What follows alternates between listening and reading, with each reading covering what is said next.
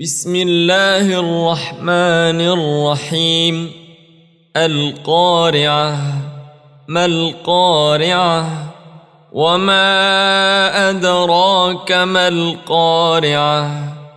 يوم يكون الناس كالفراش المبثوث وتكون الجبال كالعهن المنفوش فأما من ثقلت موازينه فهو في عيشة راضية وأما من خفت موازينه فأمه هاوية وما أدراك ما هي نار حامية